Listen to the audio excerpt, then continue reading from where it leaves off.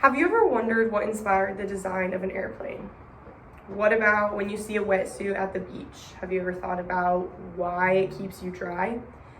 Or why Velcro actually sticks to each other and you can hang a picture up? Well, all of these things were actually created because of biomimicry. It's important to understand the concept of biomimicry and understand how you can change things for the future based on your environment. Biomimicry creates a new form of creation based on the environment around us, and there are so many problems with obvious solutions just waiting to be solved. Biomimicry and having a problem with a solution and creating a design and figuring out how it will function will help you be able to understand things better going forward and also be able to invent new and exciting things to solve problems.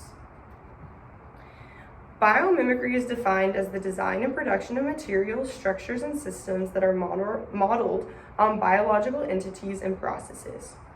Some examples of biomimicry are as followed. One that's really interesting to me is shark skin and competition swimsuits.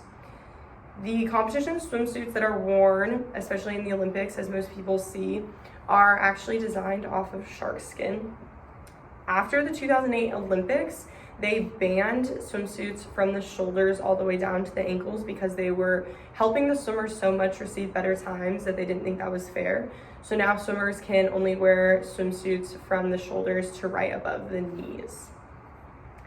Wetsuits were created because beavers can trap the warmth into their skin, and that's the same idea that they have for wetsuits so that cold water or air cannot get into them.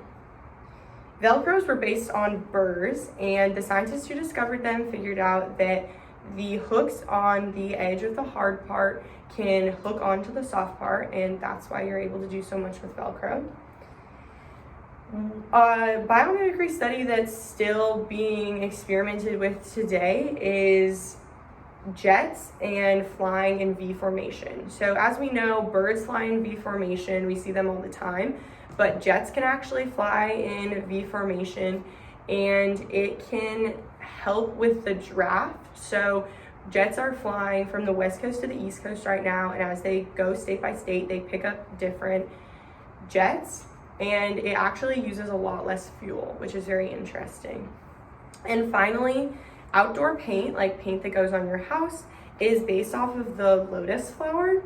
And the lotus flower can repel dirt and dust very easily, and when water goes over it, it takes everything off with it, so it leaves it nice and clean. And so that is the science behind outdoor paint. The problem that I chose to look at today is one that's very important to me and that I just recognize a lot. My dad grew up by the Grand Canyon, and I grew up going to the Grand Canyon.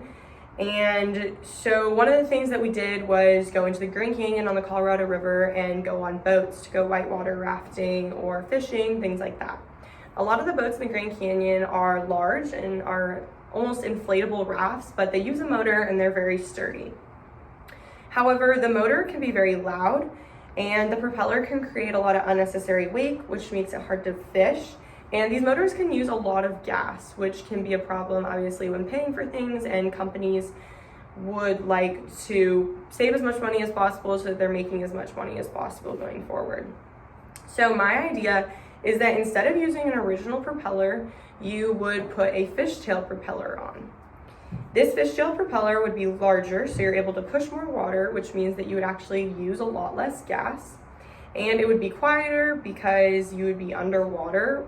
And since the fishtail would be underwater more, you're creating less wake, and it would be a lot easier to fish and just get around. So this is the original design for a propeller, and you can see the circular motion right here. And it works, but obviously it's really small and it's up on the surface a lot. So my design looks like this, and it's basically the fishtail propeller is here, and there's a little hinge so it can go back and forth with the water, and it just makes it a lot easier to be able to push the water, and it would again save a lot of gas.